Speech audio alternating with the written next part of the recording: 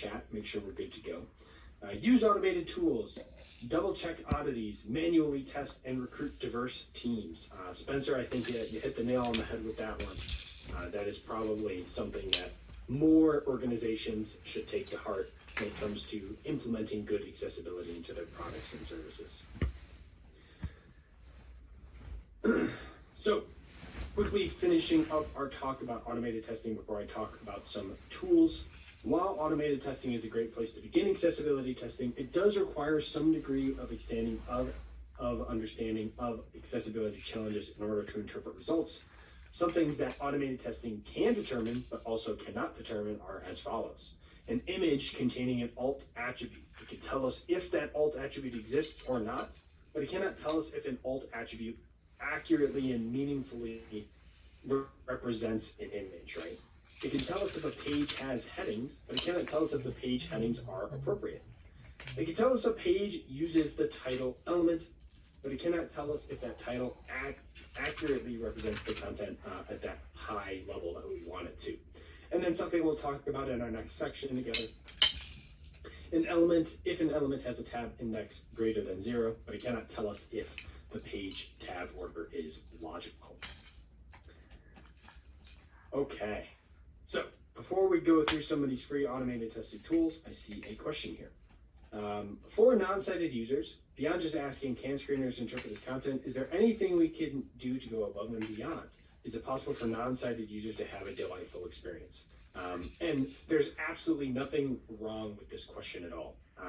Quite frankly, right, a lot of accessibility and a lot of this is just something people aren't aware of, right? Before I was in this field a lot, I never understood how various disabilities would be impacted by inaccessible content. To answer the second question first, it is without a doubt possible to give non-visual users a delightful experience in your content. I always make the point that most screen reader users are more adept web users than your average sighted web user, because for them, a lot of their independence, as I've said in the past, exists within this digital space, and so they are very proficient web users. And really, as we'll talk about in subsequent sessions as well, I think your question will be further answered, especially as we iterate on what we've learned in the previous session in the subsequent session. There are absolutely ways for us to go above and beyond to continue to add good screen reader experiences, but really, you don't need to do any more than convey what is already present on the page, just in a way that they can understand. So you don't need to like add a bunch of extra text. We're not here to hold their hand. They're not incapable of understanding content, right? We just need to simply give them access to what exists on the page, and they can choose to do whatever they want with it, right? Once again, a very good question, right? This is just something that's like, hey, we're trying to understand how this goes about doing it. These are the kind of questions that I particularly love to answer because it all kind of comes back to the people and why we do this. So good question. All right, I want to make sure we have some time for questions at the end as well. So I'm going to speed through these. All of the tools that I will share here today are free. I will give you my own preferences of what I like to use, but certainly I don't care what you use. Use what you're comfortable with, and more than anything, use more than one tool. Different tools may pull in different results as well. First automated scanning tool that lets me pull it up is Continuum Explorer Pro. It might also be Continuum Community or Continuum Explorer Community. But this is level access is free Google Chrome browser extension tool. You can click on one button, get some results up really easily. I'll pull it up here in a little bit so we can see how it works. I like it because it's a really clean interface and really easy for me to understand. I like limiting clutter, and I find that this tool does just that for me. Some other tools you may want to use, if you're a very visual learner, the Wave browser extension is another automated scanning tool that will add a lot of information on a particular page that you're testing. And so if you like a lot of visual information on the page that helps you understand the various issues, that may be a good tool for you. Another really cool one is Accessibility Insights for the Web. The reason I like to highlight this one is because it has a guided manual test, so it kind of can help you beyond just automated testing, help you do some keyboard testing as well as some logical order testing. And so it has information for that as well and guided tests as well. And if you don't want to download anything at all, and you have Google Chrome as your primary browser you test in and do development in, Lighthouse is built into Chrome DevTools, and there is a capability to test the accessibility of any particular site that you're on with Lighthouse. On the flip side, some other tools that I find to be really helpful, these are not necessarily automated testing tools, but these are inspection tools. And not all of these are directly related to accessibility, but they can often help you determine the accessibility of your page. This first tool here is related to accessibility. It is called Andy. It does do some automated testing, but the biggest thing with Andy is it helps you see a lot of accessibility information on the page first and foremost. I'll demonstrate this one here as well in just a moment.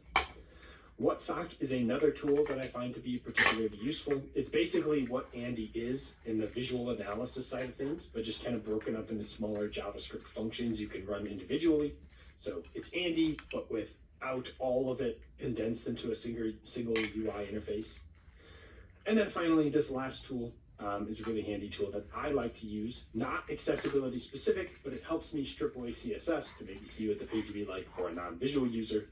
It also often helps me pull up the heading structure very, very easily as well. So jumping on over to your site here, I'll quickly demonstrate the web developer toolbar here. So if I click it, I go to information and I go to document outline. You can see it'll tell me what my heading structures are. And it's pulling in all of the headings that exist in your top nav, which is fine. So this is a quick way for me to navigate through and look at all of the different headings there as well on your page. And so I can see you have great heading structure on your page. Somebody also asked about Axe. Axe is definitely a good tool to use as well. I actually learned all my automated testing on Axe. I just don't like to necessarily highlight it because I think it does kind of the same thing as Lighthouse. But certainly if you use Axe, it is a very proficient tool that you can use as well. Don't want to overload people with so many options. But once again, that is a very, very proficient accessibility testing tool as well. Quickly demonstrating with Continuum Explorer Pro. So you can see I have the extension right here. When I click it, it is going to run it in a different window over here on my other screen, and then I can drag it over. And what I like about it, you have the concerns listed, you have particular issues that it finds, it'll tell you what the issue is, then it'll tell you how to resolve it. When you're in here, it'll highlight where it is, it'll give you severity, noticeability, tractability, which are all defined here.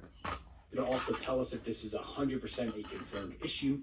It'll tell us which level access best practice we associate it with. And most importantly, it'll tell us where the offending HTML is, so where the issue actually exists, and it'll often provide remediation steps as well. So I like it because it's super simple and straightforward, nothing overly done or complex, right? Last thing I'm going to highlight is Andy, and Andy is that tool provided by the Social Security Administration. And when I activate it, you can see I have various modules I could look at. I can navigate by focusable elements. I can show the tab order. If I want to look at the headings, I can go to structures and then view the headings list and see all the headings that are present. So this is showing me all of the headings that exist on the page right now. And I'm sure if I were to expand this, and then if it would let me refresh it, I'm sure it would show the additional headings there. I can see all of the landmarks here. You have the header, you have a div role of navigation, you have a main, a role banner, which is interesting. We can definitely talk about next time, and then a footer as well. But there's a lot of different tools, as I said. Feel free to use what you're comfortable with. If y'all use Axe, then certainly keep using that. But I do encourage that you at least use more than one automated testing tool, just to get a good idea to make sure you're encapsulating all of the things that you need to. And with that, I can see that we are at time. So we'll take a moment or two to see if anybody has any questions. And then if you all have a moment, I would appreciate if you could fill out the survey. Any feedback you provide helps me to continue to ensure that this session is providing good and meaningful information for you all. And certainly all of your feedback is extremely valuable for us here at Public Access. Any final thoughts, comments, questions, or concerns for me before we wrap up for today?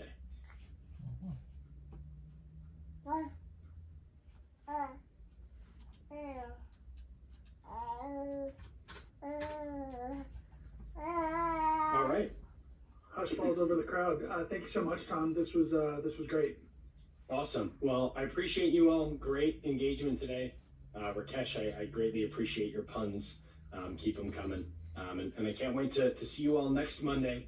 And we will continue our conversations. I can see we have a comment in the chat. You will get access to the slide deck. After each session, I'll make sure to upload them to a shared folder. And then